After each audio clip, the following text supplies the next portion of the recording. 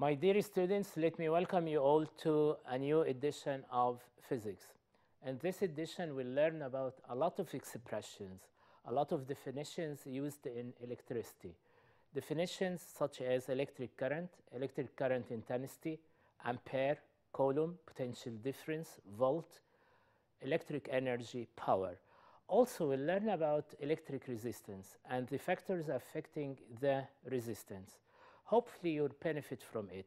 So let's get started.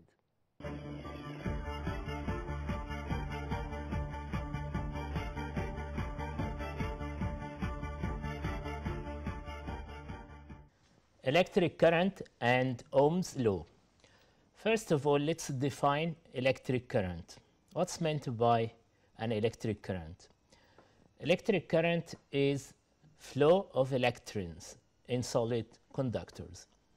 Okay, let me say it again. It is flow of electrons.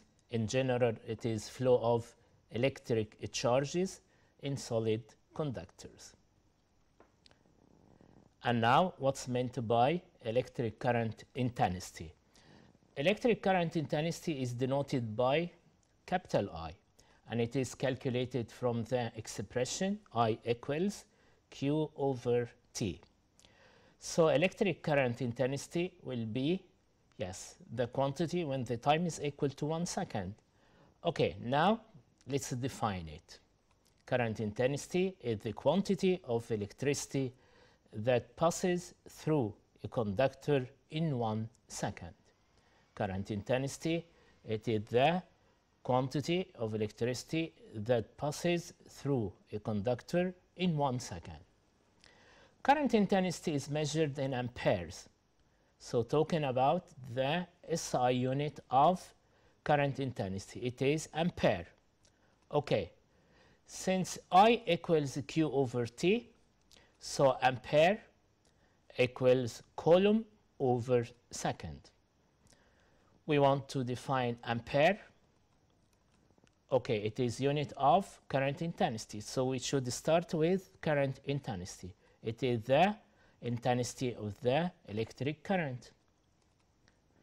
When the rate of flow of electricity is coulomb per second, when the rate of electricity is 1 coulomb per second. This was about the definition of ampere. And what about the definition of coulomb? Since coulomb equals ampere times second, okay, so what about coulomb? It is the quantity of electricity which passes any point. It is the quantity of electricity which passes any point in a circuit in 1 second when a steady current of 1 ampere is flowing. And now, what about the amount of a charge carried by just 1 electron? A charge of 1 electron, and it is denoted by a small e, it is equal to 1.6 times 10 to the power of negative 19 coulomb. So talking about the charge of 1 electron, it is equal to 1.6 times 10 to the power of negative 19. Okay, now we'll do something very useful. We want to know the number of electrons altogether that carry a charge of 1 coulomb. Okay, so we've got a column here, we've got a table. In the first column, we've got the number of electrons, and in the other, we've got the charge. And I've just mentioned that the charge of 1 electron is equal to 1.6 times 10 to the power of negative 19 coulomb. And we want to know the number of electrons that carry a charge of 1 coulomb. It's all easy. It is 1 over 1.6 times 10 power negative 19. So if we want to calculate the number of electrons that carry a charge of 1 coulomb, it is 1 over 1.6 times 10 to the power of negative 19. Actually, it is 6.25 times 10 to the power of 18 electrons. So once again, 6.25 times 10 to the power of it. So once again, 6.25 times 10 to the power of 18 electrons carry a charge of 1 coulomb. We've got very useful pieces of information. Milliampere, and it is denoted by small m capital A. Okay, if we want to convert it into ampere, it is multiplied by 10 to the power of negative 3. And what about microampere? It is multiplied by 10 to the power of negative 6 to convert it, to change it into amperes. Okay. Since Q totally charged, Q denotes the totally charged, okay, it is equal to the charge of one electron, small e, and n is the number of electrons. So E is the charge of one electron, n is the number of electrons. So number of electrons can be calculated by, of course, totally charged, which is denoted by Q, over charge of one electron. And don't ever forget, charge of one electron is equal to 1.6 times 10 to the power of negative 19 coulomb. And now talking about direction of electric current. As a matter of fact, we've got two directions. Okay, in front of you we've got a circuit, very simple one. Yes, it contains a battery denoted by VB. Small r denotes the internal resistance of the battery. And we've got a load denoted by capital R, or a resistance, all connected in series. And what about the direction of the current? Talking about the conventional direction. Conventional direction, it is flow of positive charges from the positive terminal to the negative terminal outside the cell. This was about the conventional direction of the electric current. It is from, yes, the positive terminal to the negative one outside the cell. And we've got another direction, as I mentioned. Yes, it is the opposite one. It is from the negative terminal to the positive. It is the direction of flow of electrons, or direction of electron flow. Once again, it is from the negative electrode to the positive. Here, electrons are flowing. When we talk about the conventional, the current is regarded as flow of positive charges. Okay. And now we want to define something very important. It is potential difference between 2 points in a circuit. Potential difference, or voltage, or potential drop, is denoted by capital V. What about it? To define it, we want, yes, a mathematical relation, mathematical expression, so as to be able to define it. So potential difference is equal to W over Q. So it is the work required to transfer unity charge between these 2 points. Okay, so potential difference, it is the work required to transfer unity charge. Unity charge means 1 coulomb between these 2 points. Volt equals, yes, since, as I said, V is equal to W over Q, V potential difference, W is electric energy or energy, Q is charge, amount of electricity. So unit of potential difference is volt, unit of energy, electric energy, is joule, and of course coulomb is the unit of quantity of the charge.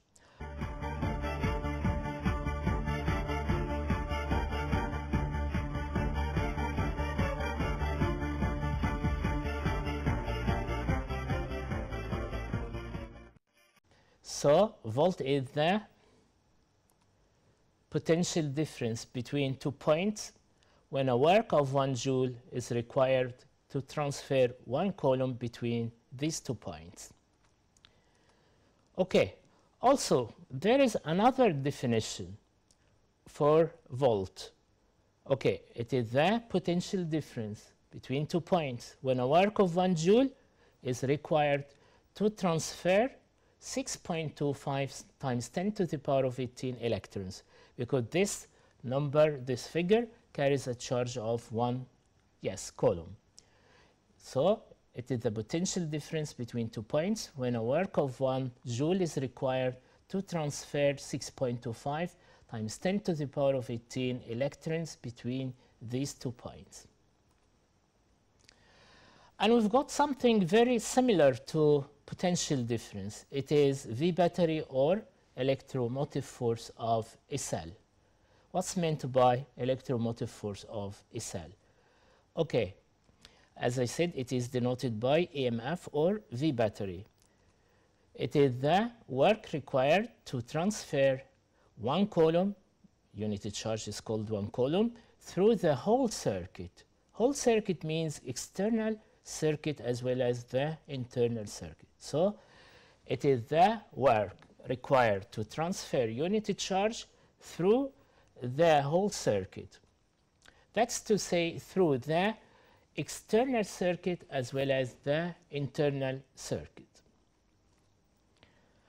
Also, there's something very important, and we'll explain it in details later. EMF of a cell is the terminal voltage when no current flows. Another important definition, EMF of a cell is the terminal voltage of the cell when no current flows through it. Okay. And what about electric energy? And we want an expression to calculate electric energy. Okay, electric energy is denoted by, W. Okay, since V, potential difference, is calculated from the formula W over Q. W is the energy, Q is the charge. So energy equals V times Q, VQ. This is equation number 1. And since current intensity is calculated from the formula I equals Q over T, so quantity of electricity equals I times T. This is the second equation. From equation 1 and 2, it's all easy for you to, it's all easy to get the expression that gives you the electric energy. It was VQ, and substituting for Q, it will be VIT, VIT. So from 1 and 2, we can say, W electric energy is equal to VIT. V is potential difference, I current intensity, T is the time. Electric energy, since it is equal to VIT, so energy is measured in joules, potential difference in volt, intensity in ampere, and time in seconds. So joule is equivalent to volt times ampere times second. And what about electric power? Electric power is the rate of conversion of electric energy. So it is electric energy converted over time, or it is electric energy converted in 1 second. So electric power equals energy over time. So power is measured in watts. SI unit of power is watt. Watt is equivalent to joule over second. Since power equals VIT over T, power equals, work over time. Energy, we managed to obtain an expression for it. It is VIT over time. T will be crossed out. Okay, so power is calculated using another expression, VI. So we can say watt is equivalent to volt times ampere. Okay. And now talking about something very important. It is Ohm's law. What about Ohm's law? It is the law that enables us to define electric resistance. Okay, it teaches us about electric resistance. What about it? Okay, first of all, what is meant by electric resistance? electric resistance is denoted by capital R. The resistance of a material actually is its opposition to the flow of electric current. Let me say it again. Resistance of a material is its opposition to the flow of electric current. It is denoted, as I said, by capital R and measured in ohms. Kilo ohm, to convert it into ohm, it is multiplied, yes, by 10 power 3 and mega 10 power 6 to convert it into ohms. And now, okay, what about the statement of Ohm's law? Actually, it states that the current flowing through a conductor is directly proportional to the potential difference. Current flowing through a conductor is directly proportional to the potential difference across its ends, across the ends of the conductor, provided the temperature is constant, unchanged. Okay. So the ratio between V, potential difference, and current is a constant. We call it resistance. Okay, so V over I equals R. So we can say volt over ampere is equivalent to ohm. This is one thing. Also, we've got another statement for Ohm's law. What about the second statement? Yes, the ratio of the potential difference across the terminals of a conductor to the current intensity flowing through it is a constant called the resistance of the conductor. Okay. And now, how to calculate, how to measure the resistance of an element?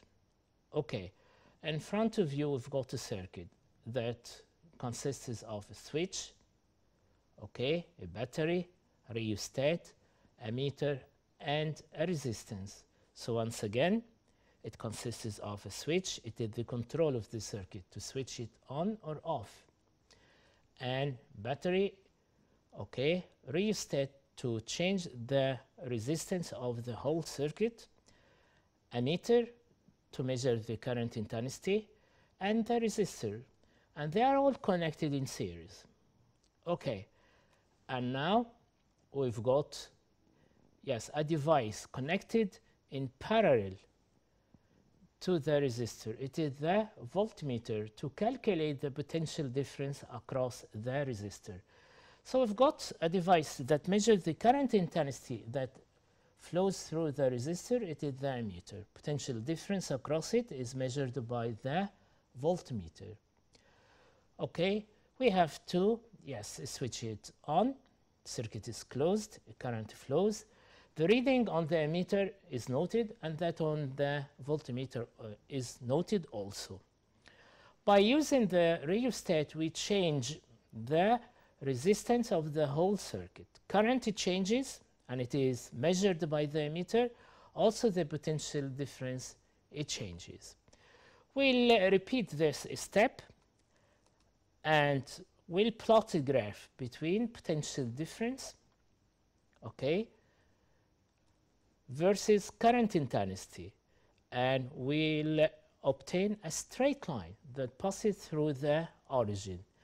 The slope of the graph, what about the slope? It is tan theta.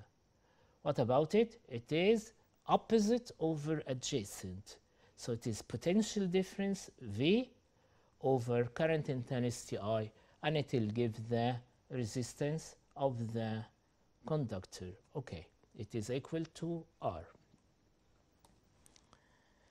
And now talking about the factors affecting the electric resistance of a conductor.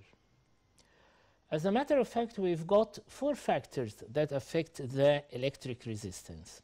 First of all, length of the conductor. Length is denoted by capital L, and we've got a direct relation between resistance and length. When the rest of the factors are kept constant, unchanged. So R is directly proportional to L. Second factor affecting the electric resistance is the cross-sectional area, thickness of the wire. Cross-sectional area is denoted by capital A, but we've got an inverse relation. So R is proportional to 1 over A. Okay, this is the second equation. And once again, this is quite correct, but other factors should not be changed. Third factor affecting the electric resistance is temperature, and finally kind of material. From the two equations, first which is R is directly proportional to L, R, yes, proportional to 1 over A, so we can say R is proportional to L over A.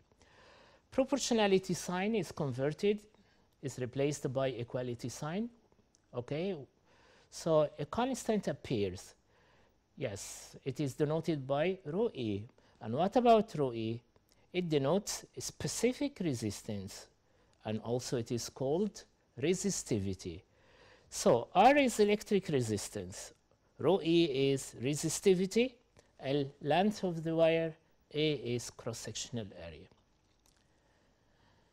Okay, once again, this constant is known as the resistivity of that material, or a specific resistance. We want to define resistivity. Resistivity of a material, as a matter of fact, yes, depends on temperature. It changes, okay, two factors only affect resistivity. Yes, kind of material and temperature, okay? At a given temperature, it changes by changing the kind of material. So defining resistivity of a material at a given temperature. What about it? Okay, let me help you to be able to define it. Since R is equal to rho E L over A, so resistance will be equal to rho E when the length is equal to 1 ampere, area is equal to 1 meter, and area is equal to 1 meter squared. In this particular case, we can say, yes, resistivity of a material is the resistance of a wire of that material, 1 meter in length and 1 meter squared in cross-sectional area at that stated temperature. Unit of resistivity, it is ohm meter, okay? Unit of resistivity, it is the product of ohm times meter. And now we've got the question, what's meant by resistivity of copper at a given temperature is equal to 1.69 times 10 to the power of negative 8 ohm meter. Okay, if I give you this piece of information, resistivity of copper is equal to 1.69 times 10 to the power of negative 8 ohm meter. What do you understand from it? Okay, thank you very much. It means resistance of a copper wire, 1 meter in length and 1 meter squared in cross-sectional area at that temperature is equal to 1.69 times 10 to the power of negative 8 ohm. And now talking about conductivity of a material. It is sigma. It is the reciprocal of resistivity. So it depends on two factors only, kind of material and temperature. It is the reciprocal of resistivity. Sigma equals 1 over rho E. So unit of conductivity is ohm negative 1, meter negative 1. Ohm negative 1 is called Siemens, by the way. Okay, so unit of conductivity once again, ohm negative 1, meter negative 1, or Siemens, meter negative 1. Resistivity of a material, as I said, depends on the kind of material and temperature. And now we've got another question, what's meant by conductivity of silver at a given temperature. Conductivity is equal to 6.173 times 10 to the power of 7 ohm negative 1, meter negative 1. It's all easy. All you have to do is to convert it into resistivity. Resistivity equals 1 over conductivity. So rho E equals 1 over 6.173 times 10 power 7. It is 1.62 times 10 power negative 8 ohm meter. And now we can say, yes, the resistance of a wire of silver 1 meter in length, 1 meter squared in cross-sectional area at that mentioned temperature is equal to 1.62 times 10 power negative 8 ohm. And now talking about practical determination of electric conductivity of a material. First of all, get a wire of that material, yes, and measure its length and its cross-sectional area. Okay, and what about the second procedure? Use Ohm's circuit to determine the resistance. Let me remind you with Ohm's circuit. I've just explained it. It is shown in front of you. The circuit that consists of a switch, battery, rheostat, ammeter, resistor, and a voltmeter connected in parallel to the resistor. Use this circuit to determine the value of the ohmic resistor of the resistor. Okay? Calculate the resistivity using the expression R is equal to rho E L over A. Okay, and if you manage to calculate resistivity, it's all easy for you to calculate conductivity, of course. Conductivity is equal to 1 over rho E. This way, we've come to the end of this edition. Until we meet again, my best wishes to you all. Thank you very much.